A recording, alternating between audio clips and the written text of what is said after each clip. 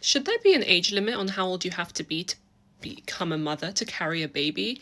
There was research really recently about supplementing eggs with a key protein which reduces age-related defects, which actually improves chances of IVF for older women.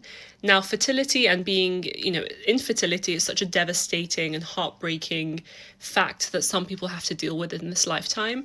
And I'm all for, a lot of you might disagree with this, but I'm all for scientific research enhancing human life in any kind of way. This is actually very exciting for a lot of doctors, for a lot of fertility doctors, for a lot of fertility patients. But then it does raise all those questions of like, if you give birth at 50 years old, by the time your child is 20, which is very young, they might start having to care for you. But then it also raises the questions of having longevity and how a lot of people now in their 60s look like and feel like in their mid 40s. And that's a beautiful thing because we're taking more, greater care of ourselves.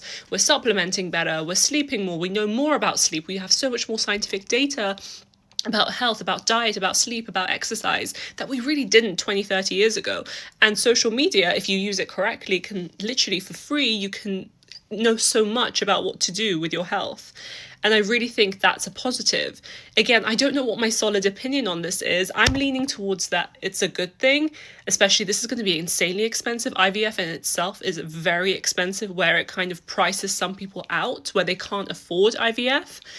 But things like this isn't going to be, available for the average person. It might be available for the celebrity who's like, oh, at 55, I suddenly want to give birth and be a mother. But it's not going to be available for the average human being. And I doubt the NHS is going to offer this if, you're UK based. But again, things like this don't, to me, seem like a negative thing, especially if it's a scientific enhancement discovery. Like if this is going to bring about change in knowing more about fertility, in knowing more about women's eggs, then this can only be a good thing, in my very humble opinion. I know I'm going to get a lot of comments like, women shouldn't be allowed to have babies over 30, 40, 50. Like, again, feel free to comment what you want, but I don't understand how research into this field, which is literally creating human life, can ever be a bad thing.